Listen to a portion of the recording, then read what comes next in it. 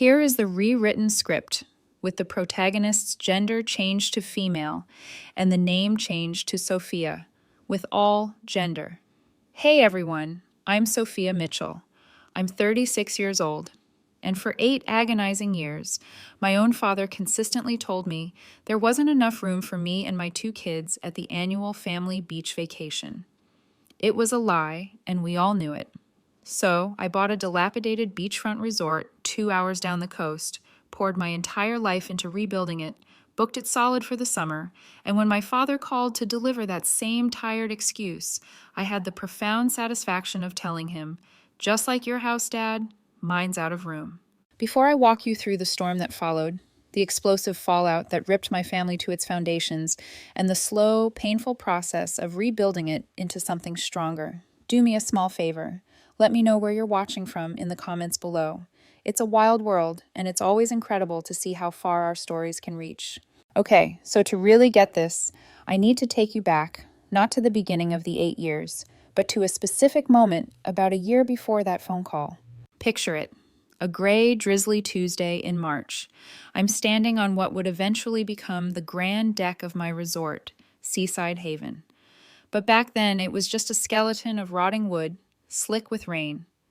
The air was a miserable cocktail of sawdust, salt, and damp decay. I had a yellow hard hat on my head, and my boots were sinking into an inch of mud. The screech of a circular saw cutting through wet lumber was the only music. This place wasn't a dream yet. It was a muddy, expensive, terrifying nightmare I'd gambled my entire future on. My phone buzzed, a low hum against my leg. I pulled it out, wiping the screen on my jeans. The name flashed on the screen. Dad. A familiar cold knot tightened in the pit of my stomach. It was as predictable as the tides. 3rd week of March. Time for the annual call. The call that would politely, calmly, and devastatingly remind me of my place in the family hierarchy, somewhere near the bottom. I walked away from the crew toward the edge of the crumbling seawall, the choppy gray Atlantic churning just feet below. I took a fortifying breath and swiped to answer. Sophia. His voice was exactly as I expected. Brisk, efficient, devoid of warmth. The voice of a man closing a business deal, not talking to his daughter. How are you? I'm good, Dad. Keeping busy, I said, my own voice carefully scrubbed of emotion. It was a tone I had perfected over years of disappointing him. What's up? Well, your mother and I are starting to get the summer schedule squared away for the Outer Banks house, he began, the rehearsed monologue flowing effortlessly. You know how it is. Mark and Vanessa are bringing the kids, all 4 of them now, for their usual 2 weeks in July. It's going to be a full house, an absolute madhouse. He paused, a calculated beat to let the implication land. We were just looking at the calendar, running the numbers on beds and space, and it's just, well, there's just not enough room this year. The same words, the same condescending, dismissive phrase delivered with the same feigned regret. But something inside me didn't crumble this time. I looked up from the mud at my feet. I saw the massive skeletal frame of the main lodge. I saw the rusted-out basin that would become a shimmering infinity pool. I saw the acres of private beachfront that were all mine. I was no longer the daughter, begging for scraps from his table. I was building my own kingdom. A slow, genuine smile, the first one I'd felt in his presence in years, spread across my face. Hey, don't you worry about it, Dad, I said, my voice so calm and cheerful it was almost jarring. We've actually already made other plans for the summer. The silence that followed was the sweetest sound I had ever heard. It wasn't just silence, it was a void, a gap in his script. I had gone off book and he was utterly lost. For 8 years, my response had been a variation of disappointed acceptance. This cheerful indifference was a language he didn't speak. Oh, he finally managed. The single syllable freighted with suspicion and a hint of wounded pride.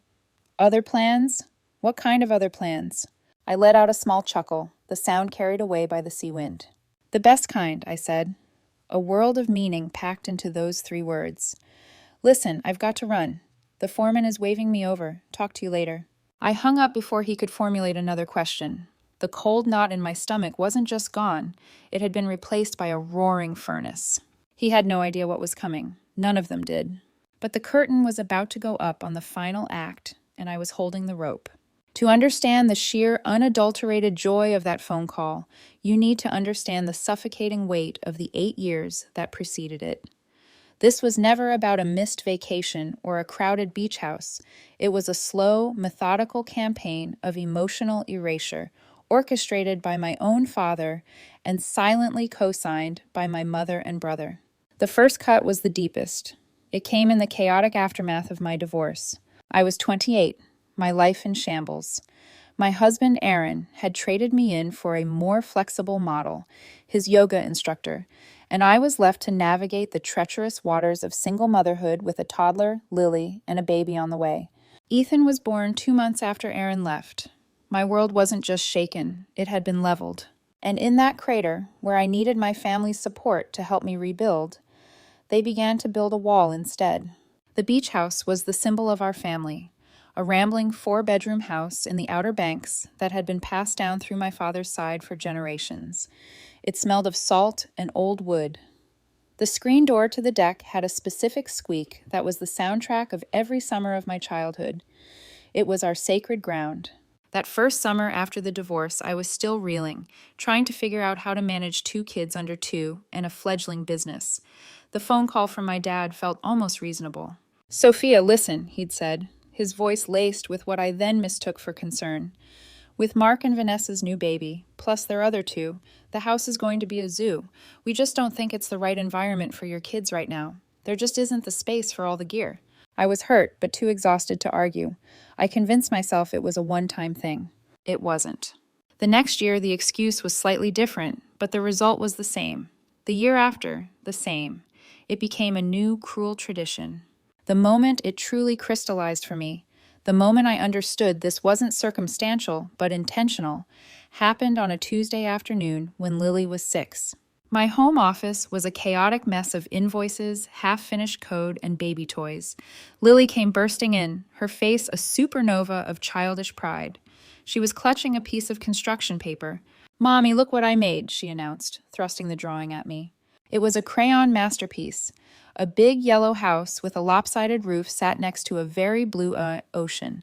A crowd of stick figures stood on the sand, all holding hands under a giant smiling sun. "This is amazing, sweetie," I said, pulling her onto my lap. "Tell me who everyone is." Her little finger, smudged with green crayon, darted across the page. "That's Grandpa Richard and Grandma Patricia, and that's Uncle Mark and Aunt Vanessa, and that's their kids, Connor and Madison. And that," she said, her finger landing on 3 figures slightly separate from the main group, "is you and me and baby Ethan. We're all at the beach together. When are we going to go again, Mommy? I miss the beach." It was a punch to the gut, a clean, devastating blow delivered by the innocent hand of my own child. How do you explain to a 6-year-old that the people in her drawing, her own grandparents, deliberately exclude her? How do you tell her that her vision of family was a fantasy?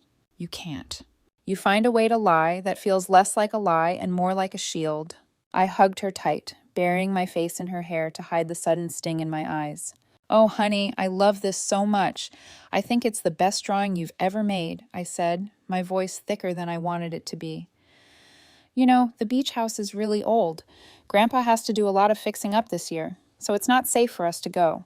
But we'll do something else fun. Just us. I promise." The lie tasted like ash in my mouth. She bought it, of course, because she was 6 and she trusted me. But I saw that little glimmer of light in her eyes dim just a fraction. It was the first time she had ever looked at me with disappointment. I took that drawing and I taped it to the wall right above my computer monitor. It stayed there for the next 8 years. It was my daily dose of poison, my constant reminder of the fight I was in, whether I wanted to be or not. The root of the problem was my father's rigid, archaic definition of success. Richard Mitchell was a product of the old school, a man who had climbed the corporate ladder in banking rung by rung and believed it was the only ladder worth climbing. Success meant a corner office, a secure pension, and a family that looked good in the annual Christmas card. My younger brother, Mark, was the child he'd molded in his own image. Mark was the golden one, the walking embodiment of my father's values. He went into finance, got a sensible job at a regional bank, a position my father's connections had gift-wrapped for him, and married his pretty college sweetheart, Vanessa. They were efficient, producing 4 grandchildren in quick succession, each one seemingly more perfect than the last. Mark had never taken a real risk in his life. He'd followed the map our father had drawn for him, and he was praised as a pioneer for it. I was the black sheep, the artist, the dreamer. In my father's vocabulary, these were synonyms for irresponsible and broke. I hadn't just chosen a different path, I had actively rejected his. After my disastrously short stint in a corporate marketing job that felt like a slow death, I taught myself how to code. I built my web development business from the ground up in the spare bedroom of my small rented house. I loved the challenge, the freedom, the direct correlation between my effort and my success. I could be there to pick my kids up from school. To my father, this wasn't a legitimate career. It was a phase, a glorified hobby that, much to his confusion, seemed to be paying the bills. This dynamic was never more apparent than at family gatherings. I remember one Christmas dinner, the table groaning under the weight of my mother's cooking and my father's expectations. The entire extended family was there. After the main course, my father stood, tapping his glass for a toast. "A toast," he began, beaming at my brother down the table, "to Mark on his recent promotion to vice president. A real achievement. It just goes to show what happens when you commit to a company, work hard, and prove your loyalty. Your mother and I are incredibly proud." The table erupted in applause. Mark soaked it in, giving a smug little nod. Then my father's eyes swung to me. The warmth in his expression vanished. "And to Sophia," he added, almost as an afterthought, "who is still running that web business of hers from home. We all hope that continues to work out for you." The air went still. It was a masterclass in passive aggression. He hadn't insulted me directly, but he had drawn a clear line in the sand. Mark's success was real, validated, and worthy of celebration.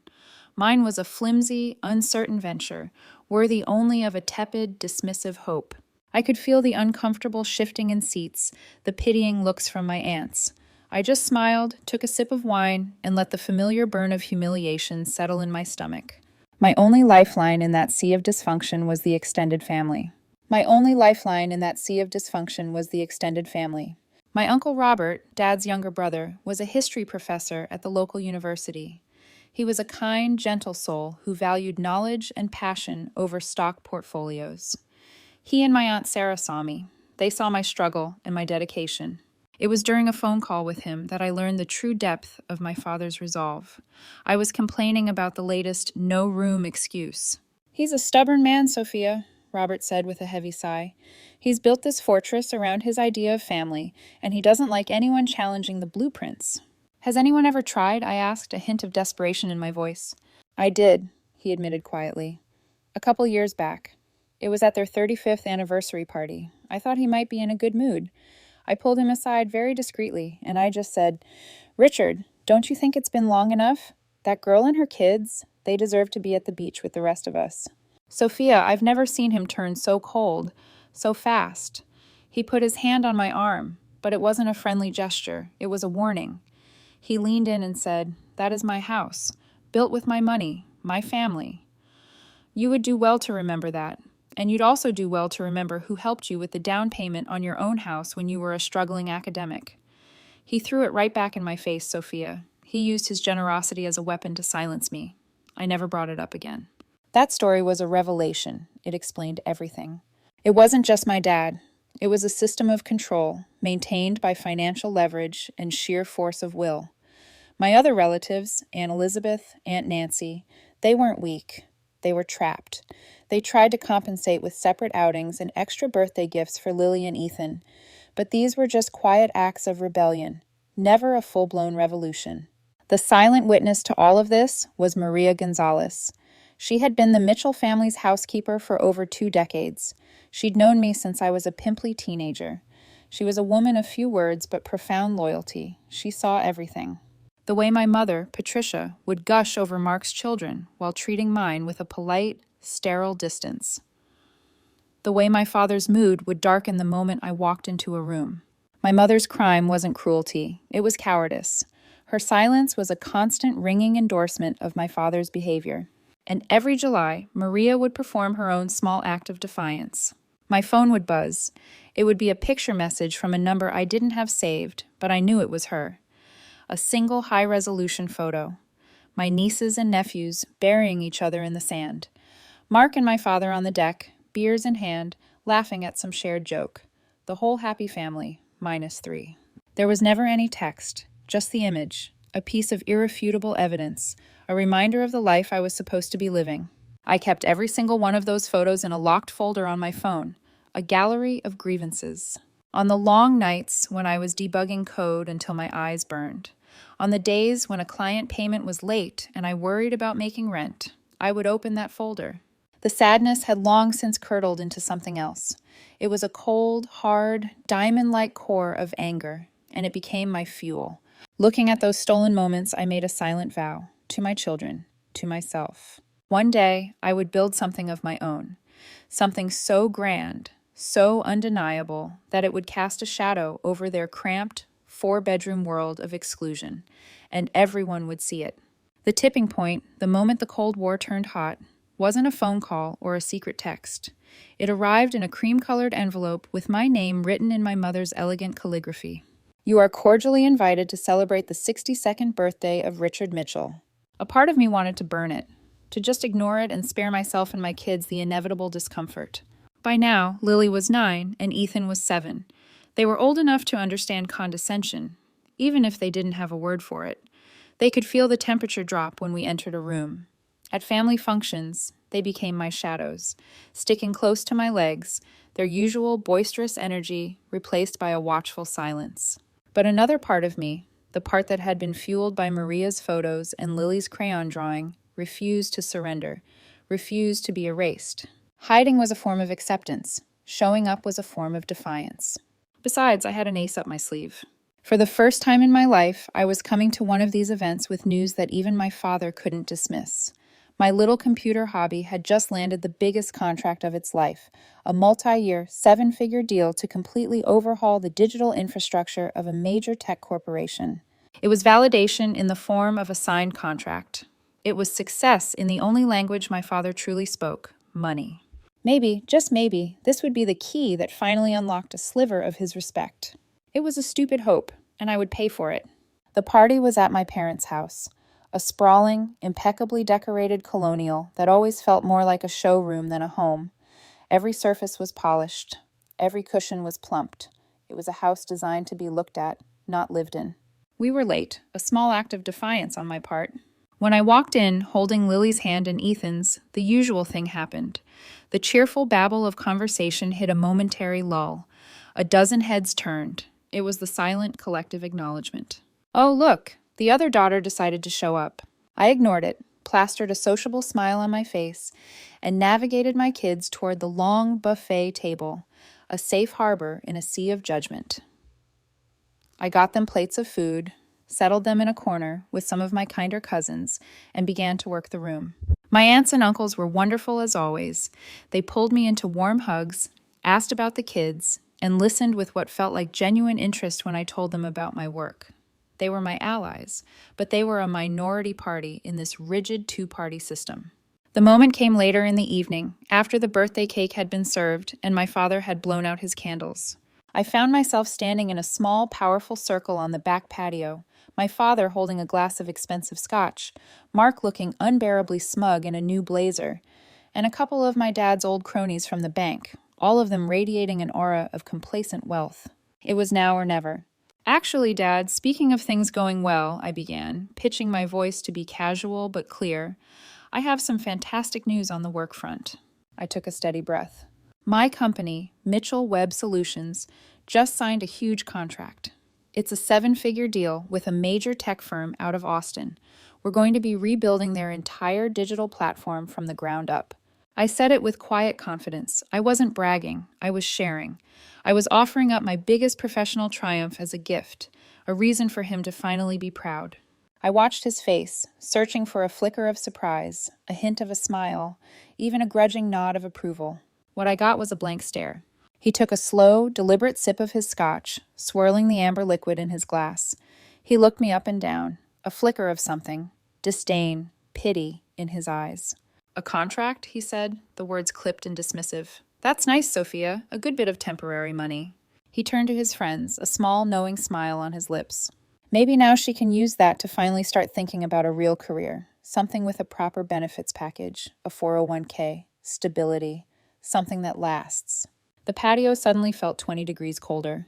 He hadn't just downplayed my success, he had actively negated it. He had taken my victory and twisted it into evidence of my continued failure to live up to his standards. My greatest achievement was, in his eyes, just a stepping stone to the kind of life he approved of, the kind of life Mark had. One of his friends, a man named Mr. Harrison, who was slightly more decent than the rest, tried to smooth things over. Now, Richard, don't be so hard on the girl. A 7-figure deal is a hell of an accomplishment in any industry. Congratulations, Sophia. But the poison had already been administered, and my brother Mark, ever the opportunist, saw his chance to deliver the fatal dose. He let out a short, sharp bark of a laugh. Oh, you don't get it, Dad. This is her career. She gets to play on her computer all day. No boss, no office, no accountability.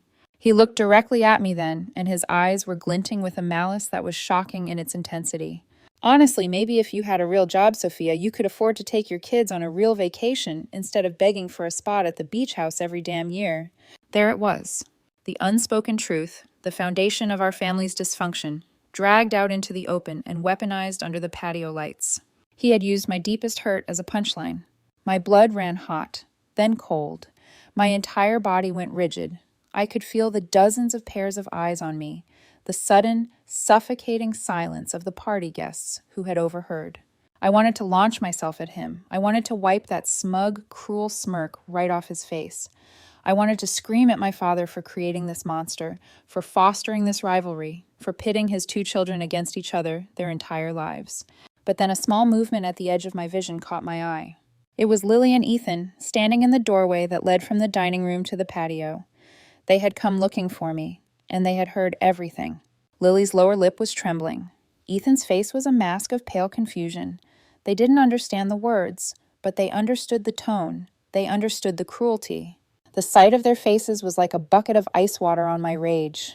This wasn't about my pride. It wasn't about settling a decades-old score. It was about them.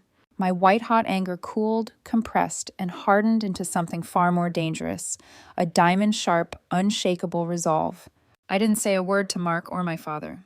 I didn't give them the satisfaction of a reaction.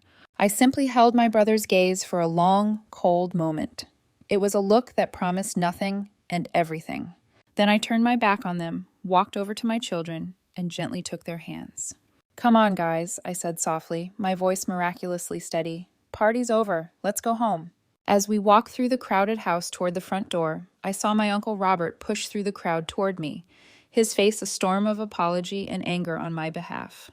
I just gave him a tiny, almost imperceptible shake of my head. Not here, not now.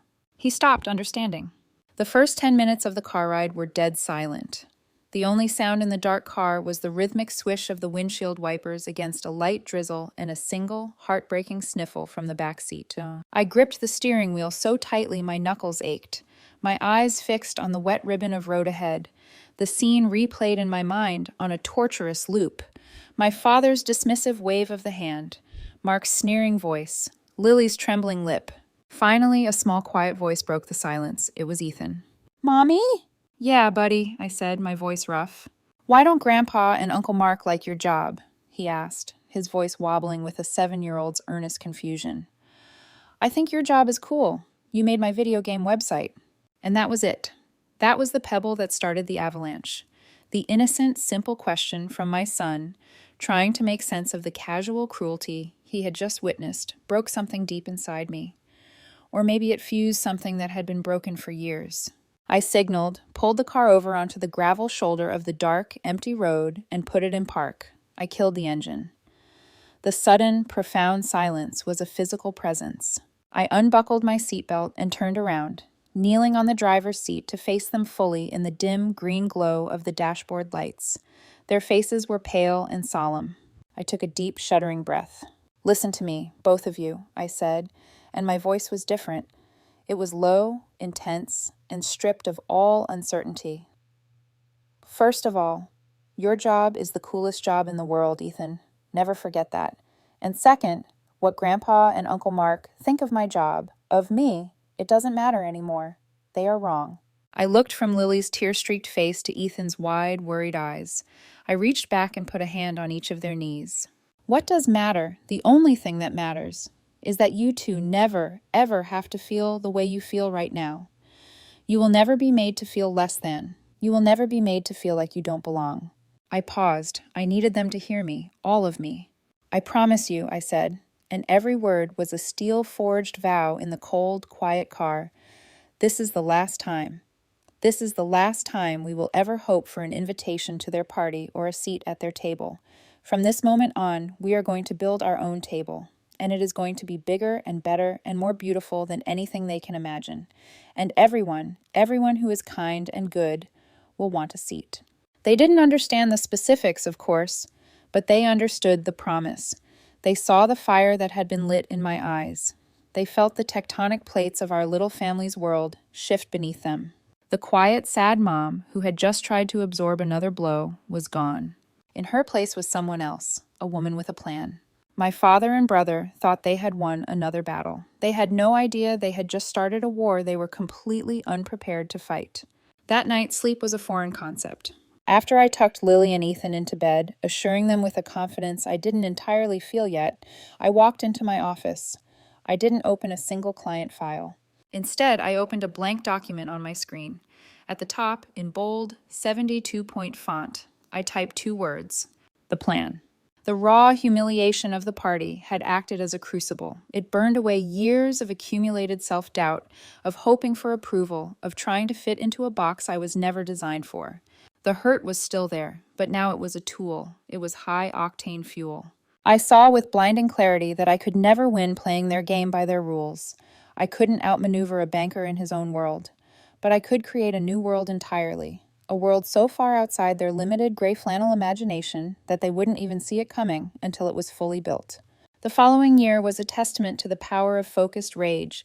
Every ounce of anger, every memory of a slight, every pang of hurt was transmuted into work. I wasn't a freelancer anymore. I was the CEO of a rapidly expanding agency. The 7-figure contract was my battering ram. I used its prestige to kick down doors. I hired the 2 best minds I could find. Ryan Zhang, a programming prodigy who was barely 22 but saw code like it was the Matrix, and Sophia Washington, a marketing strategist with a killer smile and a network that ran deeper than the Grand Canyon. We became a powerhouse. We didn't just build websites, we engineered digital transformations. We took struggling businesses and made them dominant online. Our reputation became our best marketing tool. One huge contract led to 3 more. My income didn't just double or triple, it grew by an order of magnitude. I was living on black coffee and 4 hours of sleep a night. The guilt of not seeing my kids as much was immense, but I made our time together count, and I explained it to them in terms they could understand. "Remember I told you we were building our own table?" I said one night as I tucked them in. "Well, this is me cutting the wood and hammering the nails. It's hard work now, so we can have a giant feast later." And they got it. They were my partners in this. But the agency, as successful as it was becoming, was only phase 1. It was the means to an end. It was the war chest. The real plan, the centerpiece of my grand design, was a long dormant dream that now seemed not just possible, but necessary. My best friend since college, Ben Harris, was a financial advisor. But he wasn't one of those stuffy guys in a suit. Ben was a hunter. He lived for the thrill of finding an undervalued asset, a diamond in the rough. One morning my phone rang. It was Ben. "Sophia, drop whatever you're doing," he said, his voice electric. "An opportunity just landed on my desk that has your name written all over it. You remember that old resort down on the coast? Seaside Haven? The one that looks like it's been haunted since the 70s? I had a vague memory of it, a collection of tired-looking buildings we passed on the way to the good part of the coast. The owners, the Johnsons, are in their late 80s, Ben explained. The place has been crumbling around them for years. They're out of money, out of energy, and the bank is about to take it. It's on the market for pennies on the dollar, at least for what it could be." A light didn't just go on in my head. A star went supernova. This was it. The board, the pieces, the game. This was the physical manifestation of the table I had promised my children. "I want it," I said, my voice quiet but absolute. Whoa, hold on, Tiger," he laughed. "Let's be realistic. It's a disaster zone. We're talking millions in renovations. The hospitality industry is a meat grinder. You're a tech girl." "That's where you're wrong," I countered, my mind racing. "For the last year, my biggest client, the one that gave me all this capital, a boutique hotel chain. I didn't just build their website, Ben. I lived and breathed their business. I learned their inventory systems, their revenue management software, their marketing funnels. I know why they succeed and why their competitors fail. I have a PhD in their business model. This was the key. The universe hadn't just given me the money, it had given me the education. I spent the next 2 hours on a video call with Ben, walking him through my vision. He threw up roadblocks. I showed him the detours. By the end of the call, he was a believer. But the banks weren't. The first 3 loan applications were rejected so fast it made my head spin. The feedback was always the same: high-risk industry, unproven operator. This is where I had to cash in my biggest chip. Marcus Thorne, the CEO of the hotel chain I'd worked for, was a self-made billionaire who had started with a single rundown motel. He was tough, demanding, but he respected hustle. I scheduled a meeting. I didn't just present a business plan, I told him the whole story. The 8 years of exclusion, the party, the promise to my kids. I was brutally, vulnerably honest. When I finished, Marcus leaned back in his leather chair and was silent for a full minute. I thought I'd blown it. My old man was a bastard too, he finally said, a wry smile playing on his lips. Told me I'd be broke or in jail by the time I was 30. He leaned forward. I like this. Got heart. And the numbers aren't stupid. Let me make a call. The chairman of my bank owes me a favor. He did more than that. He offered to come in as a silent partner, putting up 20% of the capital for a stake in the business. His name on the paperwork was like a magic key. Suddenly, the bank wasn't lending to a risky web developer. They were co-investing with Marcus Thorne. The deal was greenlit within a week. Seaside Haven was mine. The day I got the keys, I walked the property alone. It was even more depressing up close. The lobby smelled of mildew and regret. A dead bird was floating in the sludge-filled pool. For one gut-wrenching moment, standing on the main deck, feeling the wood sag beneath my feet, I was paralyzed by a tidal wave of pure terror. What in God's name have I done? I was leveraged to the hilt. This wasn't just a risk. It was a potential life-ruining catastrophe. I fumbled for my phone, my hands shaking. My thumb hovered over Ben's number, ready to call and confess my insanity. But instead, my lock screen lit up. It was still Lily's drawing. The yellow house, the blue ocean, the happy stick figures. I stared at it, then took a deep breath of the salty, decaying air. This wasn't just about revenge anymore. This was about replacing that fantasy drawing with a real-life paradise for my kids. The next 9 months were the most grueling of my life. I hired a brilliant hospitality manager, Isabella Rodriguez, a woman who could run a 5-star resort in her sleep. I found a local contractor, Miguel Fernandez, a third-generation builder with hands like leather and an artist's eye. The setbacks were relentless. A vicious nor'easter ripped a hole in the roof of the main lodge, causing massive water damage and setting us back by $100,000. Then came the asbestos discovery in the walls, a remediation nightmare that ate up another 2 months and a fortune in specialized labor. The lowest point came on a cold, dark night in February. I was in my on-site trailer, staring at a spreadsheet. The numbers were bleeding red. Our main lumber supplier had gone bankrupt, and with the supply chain already a mess, finding a new source was proving impossible. The entire project was about to grind to a halt. Every day of delay was costing me thousands in interest payments alone. I felt the walls of the trailer closing in, the weight of the loans, the responsibility to my investors, the promise to my kids. It was all crushing me. I picked up the phone and called Marcus Thorne. It was 11 p.m. "This is a mistake," I said, my voice barely a whisper. "I'm in over my head. The lumber, the delays. I think I'm going to fail, Marcus." I expected him to yell, to threaten, to pull his funding. Instead, he just chuckled. It was a low, gravelly sound. "Did you think this was going to be easy, kid?" he asked. "Building something real is always hard. Supposed to be. It's the universe testing if you really want it. I once had a fire burn down half my first motel 2 weeks before opening. I wanted to quit. Instead, I slept in my car on the property and helped the crew rebuild it myself." He paused. "This lumber thing is a problem. It's not the end of the world. You're a smart girl. Figure it out. Call me back when you have a solution. Not a problem." He hung up. I was stunned, then angry, then inspired. He was right. This was a test. I spent the rest of the night on the phone, a woman possessed. I called mills and suppliers up and down the East Coast. At 7:02 a.m., bleary-eyed and buzzing with caffeine, I found a small family-owned mill in rural Virginia that had exactly what we needed: I had to pay a massive premium and wire them the money on the spot. But by noon, a convoy of trucks was on its way south. I walked out of the trailer and saw Miguel and his crew standing around looking worried. "Trucks are on the way," I announced, my voice shot but steady. "We're back in business." The cheer that went up from that crew was the best sound I'd ever heard. I hadn't just solved a logistics problem, I had passed the test. I had proven, to myself and my team, that I wouldn't break. From that day on, a new energy infused the project. We were a team on a mission, and slowly, agonizingly, beautifully, paradise began to take shape. The 2 weeks leading up to the Labor Day grand opening were a masterclass in strategic planning. This wasn't just a party, it was the final public act of a play I had been writing for a year. My first move was personal. I designated the first 2 weeks of July, the exact time my family was at the Outer Banks, as a soft open for Seaside Haven. The only guests were me, Lily, and Ethan. We had the entire shimmering resort to ourselves. We were the first to swim in the infinity pool, the first to eat in the restaurant, the first to watch movies in the private screening room. It was magical, and I documented it.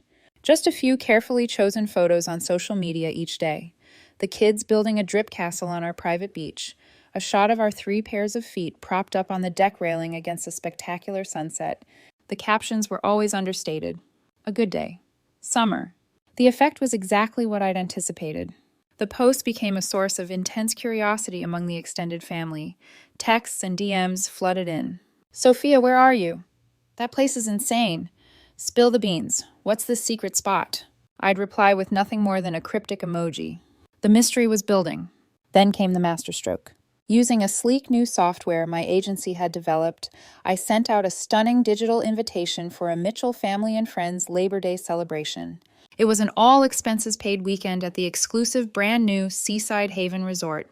I sent it to every single member of my extended family, my aunts, my uncles, all my cousins, even my 82-year-old grandmother, Gertrude, who still checked her email daily. I invited 24 people. The names Richard, Patricia, and Mark Mitchell were, of course, not on the list. The RSVPs were instantaneous and ecstatic. "We are so there, Sophia. This is incredible. Thank you. Can't wait to see what you've been up to." Within 2 days, I had a 100% confirmation rate. The stage was set. Labor Day weekend dawned bright and clear, a perfect jewel of late summer, as cars began to pull up the long, newly paved driveway. I stood in the lobby to greet everyone. The reactions were priceless. Jaws didn't just drop, they hit the polished Italian tile. They stared at the soaring ceilings, the floor-to-ceiling glass walls offering a panoramic view of the Atlantic, the tasteful modern art on the walls. "Sophia!" My Uncle Robert was speechless, grabbing my shoulder and shaking his head in disbelief. "What? What is all this? You did this?" "I had a vision," I said with a grin, "and a lot of help." The weekend was a blur of joy. Isabella and her staff performed flawlessly. My chef, Antonio, created meals that had my food-loving family in raptures. The kids ran wild in the adventure zone. For the first time, I saw my children not as appendages to be tolerated, but as celebrated hosts, showing their cousins the best spots, their faces glowing with a pride and confidence I'd never seen in them before. The climax was the Saturday night dinner. I'd arranged long, beautifully decorated tables on the main deck under a canopy of twinkling bistro lights. The mood was effervescent. Everyone was laughing, sharing stories, basking in the warm sea breeze and the glow of a perfect evening. As dessert was being served, my Uncle Robert stood, tapping his wine glass for attention. He beamed at me from across the deck.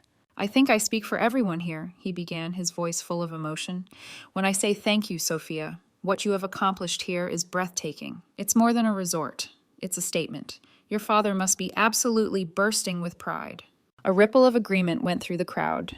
It was the perfect cue, the moment the entire weekend had been engineered to create. I stood up slowly, taking a sip of water to steady my nerves. I looked out at the faces of my family, illuminated by the soft lights. "Thank you, Uncle Robert. That means more than you know," I started, my voice clear and calm. "But actually, my father isn't here tonight. My mother and my brother Mark aren't here either." A subtle but immediate shift occurred. The cheerful buzz died down. Confused glances were exchanged. My cousin Kevin, ever direct, called out, "Everything okay, Soph? They're not sick, are they?" I took a deep breath. It was time to pull the pin. "No, Everyone is in perfect health, I said, letting my gaze travel from table to table, meeting every eye. They weren't invited. If you could hear a sound wave of pure shock, that was it. The silence was absolute, broken only by the gentle rhythm of the waves below. It was a heavy, weighted silence, pregnant with 1,000 questions. I feel like you all deserve to know why, I continued, keeping my voice even, factual, and free of self-pity. For the past 8 years since my divorce, my children and I have been systematically excluded from the annual family vacation at the Outer Banks. Every March, I would get a call from my father telling me there wasn't enough room for us. A collective gasp swept through the deck. My Aunt Sarah's hand flew to her mouth, her eyes wide with horror. I saw my Aunt Elizabeth turn to her husband, her face a storm of disbelief and dawning comprehension. They had noticed our absence, but they had accepted the flimsy excuses. They had never conceived of the deliberate, sustained cruelty behind it.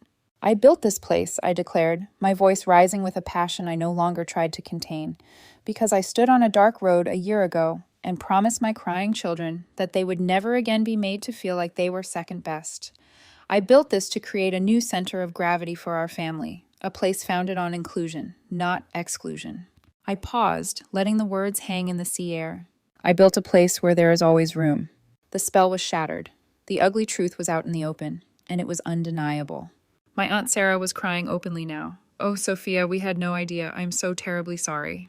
Then Uncle Robert, his face flushed with a righteous anger, slammed his hand down on the table, making the glasses jump. He stood up, a formidable presence. "She is telling the absolute truth," he boomed, his professor's voice carrying to every corner of the deck. "I confronted Richard about this myself years ago, and he all but threatened me to keep my mouth shut. He used his money and influence to ensure no one would question him." As if on cue, my Aunt Nancy, my mother's own sister, stood as well. And we always felt so awful. We tried to plan separate little things for Lily and Ethan because we knew they were being left out, but we never knew it was this deliberate. We thought it was just poor planning. It was a chain reaction, an explosion of validation. One after another, my family members spoke up, sharing their own small observations, their guilt, their anger on my behalf. And then Kevin, my brilliant, tech-savvy cousin, had a stroke of genius. He pulled out his phone. "Hold on a second," he said, his eyes gleaming. "This story needs a wider audience." He hit the record button and started a live video, posting it directly to the private Mitchell family social media group he knew my parents and brother were members of. "Hey, what's up, Mitchell clan? Kevin here, coming to you live from my cousin Sophia's absolutely sick new resort, Seaside Haven," he narrated, panning his phone around to capture the stunning view, the luxurious details, the happy faces. "Just wanted to give everyone a peek at what happens when you tell a genius she's not good enough for 8 years. Let's see. Over here, we have the custom infinity pool. There's the gourmet restaurant. Oh, and here are 24 of your relatives having the best family gathering of their lives."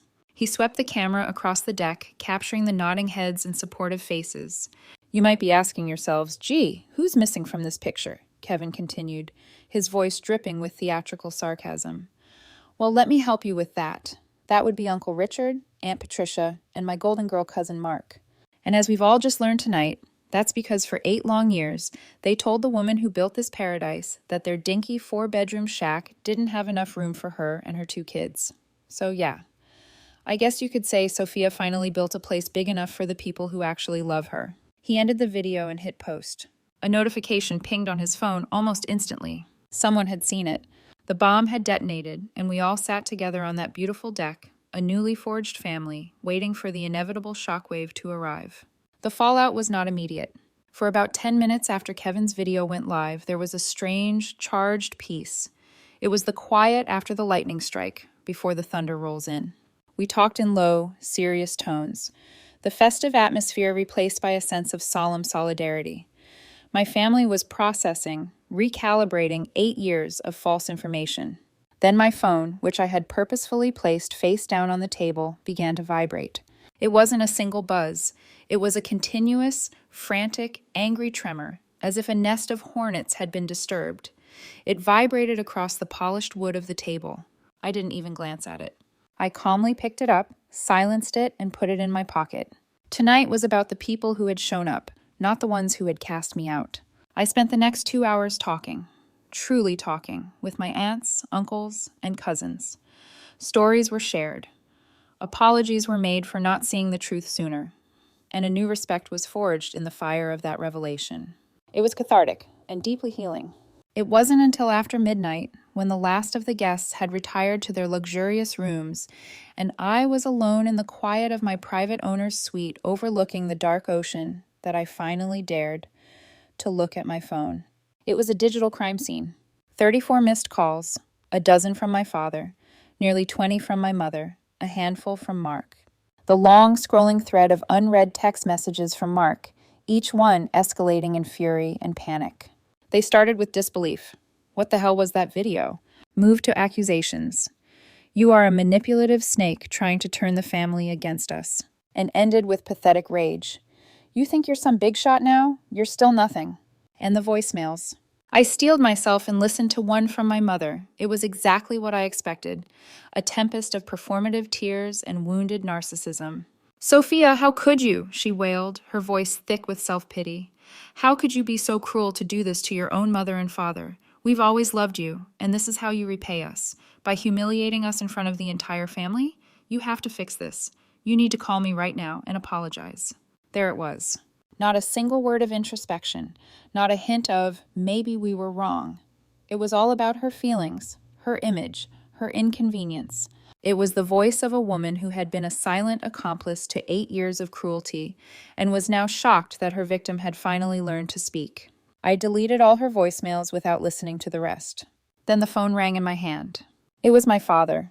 I knew he wouldn't stop. This time, I decided to answer. I needed to close this chapter myself. I put the call on speakerphone, letting the sound fill the quiet room. What in the name of God do you think you are doing? He roared, his voice a tidal wave of fury. No greeting, no preamble. You drag your family's name through the mud. You air our private disagreements like some piece of trashy gossip for everyone to see. I let him rage. I pictured him in his study, his face purple, his world of absolute control shattering around him. I waited until he had to pause to take a ragged breath. Are you finished? I asked, my voice preternaturally calm. Am I finished? I haven't even begun to... Dad, I interrupted, my tone sharp and flat as glass, cutting right through his tirade. You had 3,000 days to have a conversation with me about this. 8 years of holidays, birthdays, and summer vacations. You chose not to. You made it abundantly clear where I stood. All I did tonight was hold up a mirror. If you don't like the reflection, that's on you. This is about that damn beach house? He sputtered, his rage momentarily replaced by sheer, sputtering disbelief. After all I've given you, you throw this monumental tantrum over a vacation. No, I said, and my voice softened, not with forgiveness, but with a profound, weary sadness. This was never about a house. It was about you looking at my children, your own grandchildren, and deciding they were less worthy than their cousins. It was about you teaching them, year after year, that your love was conditional and their place in this family was negotiable. I took a breath. You set the rules for your property, Dad.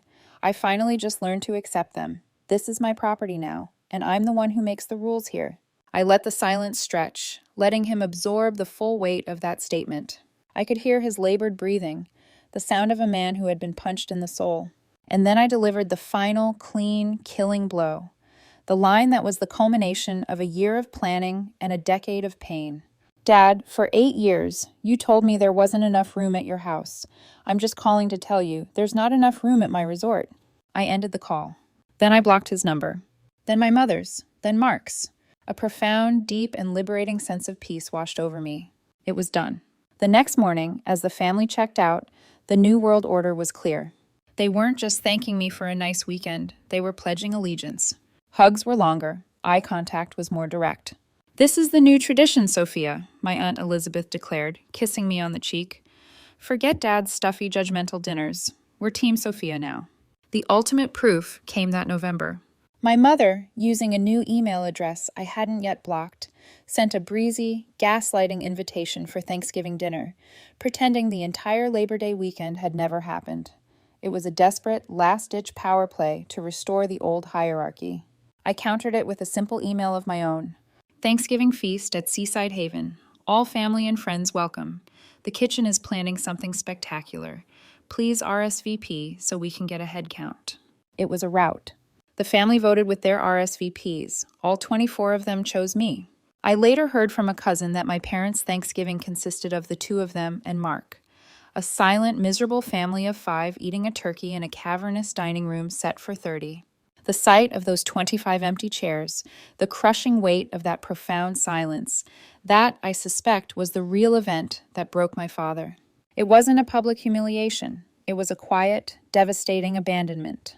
He had built his kingdom on control, and he had just learned that love, when pushed too far, could simply walk away. The months following that tectonic shift were a blur of positive momentum. Life, which had long been a defensive crouch, became a forward sprint. Seaside Haven was a smash hit, earning rave reviews and being booked solid through the winter holidays. My story, in hushed tones, had become a local legend. I wasn't just Sophia the web girl anymore. I was Sophia Mitchell, the woman who built her own world. I embraced it. My new hospitality company was thriving, with Rachel as my brilliant operations director and Kevin as my marketing wizard.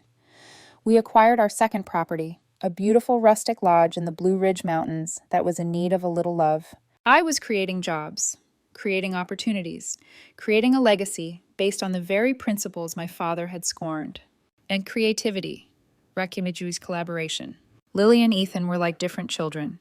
They walked with their heads held high, infused with a quiet confidence. They were proud of me, proud of what we had built. The shadow of not being good enough had vanished from their lives. I had moved on so completely that my father, mother, and brother had faded into monochrome figures from a previous life. I had no anger left, just a kind of detached pity. Until a rainy Tuesday night in April, when the past showed up on my doorstep, looking like a drowned rat. The doorbell rang at 10 how. I opened it to find Mark. But it wasn't the Mark I knew. The arrogant swagger was gone. The expensive suit was soaked and rumpled.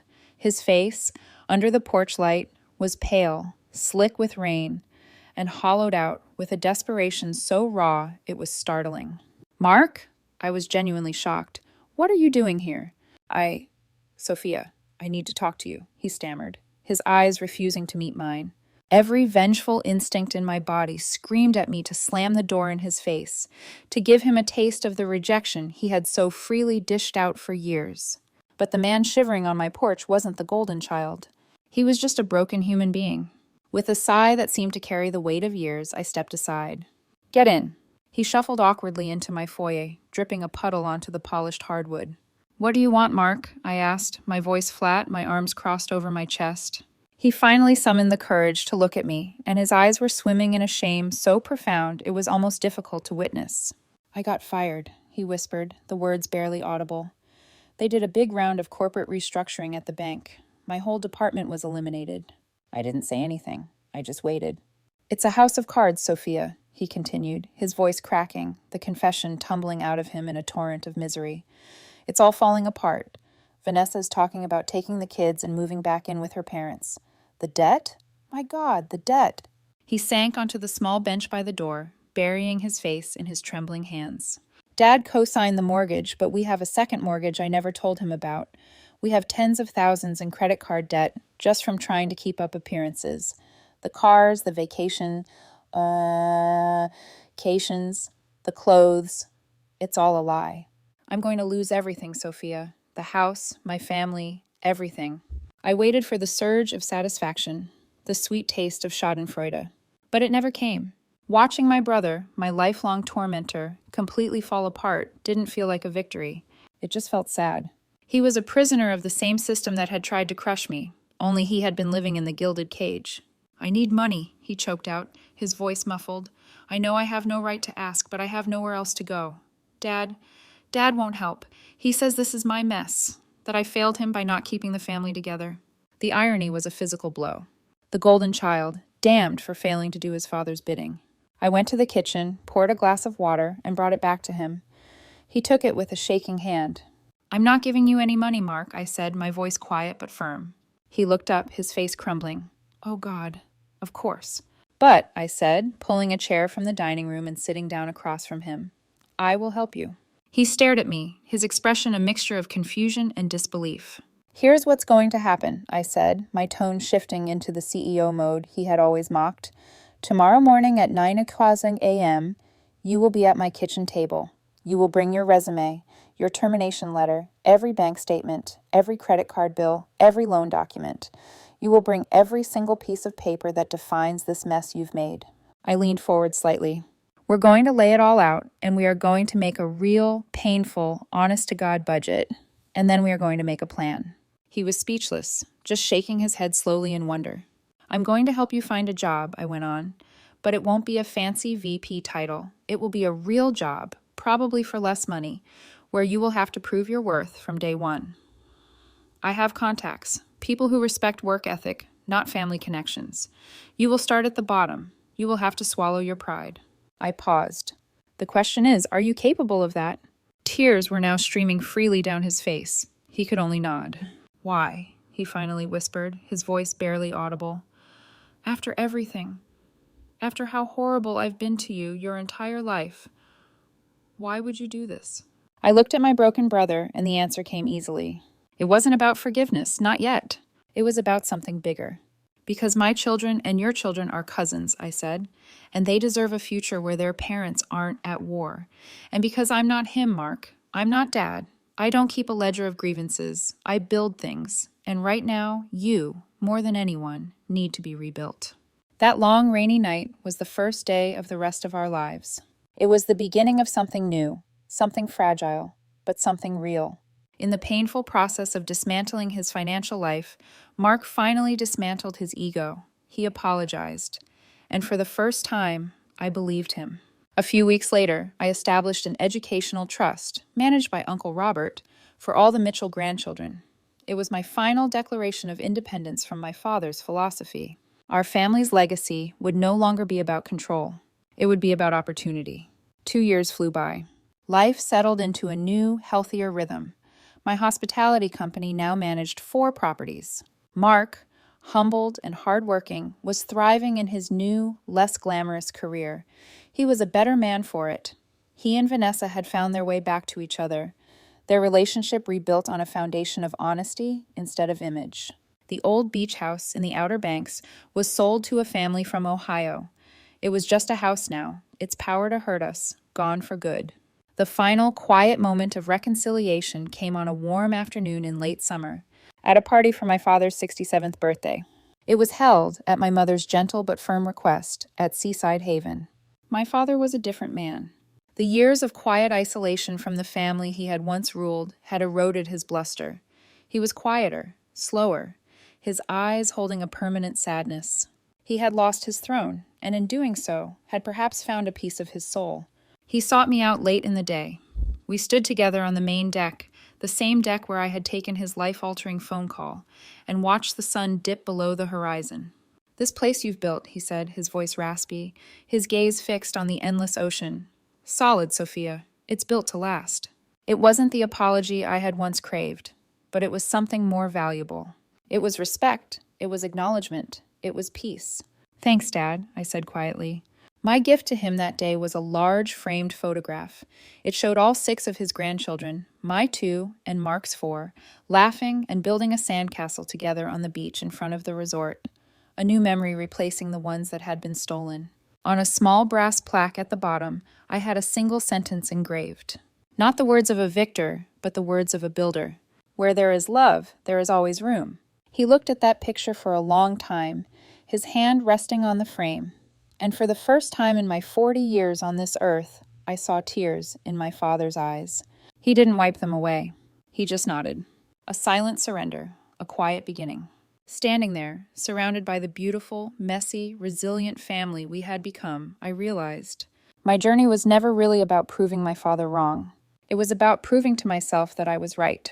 Right to follow my own path, right to define my own worth, and right to believe that the best answer to a closed door is to build a better one and open it for everyone. Thank you for listening to my story. I hope it resonated with you in some way. It's funny how our deepest wounds can sometimes become the source of our greatest strength. And have you ever had a moment that forced you to completely change the direction of your life? I'd love to hear about it. Share your story in the comments below. And don't forget to like and subscribe so you don't miss what's next. And take an account.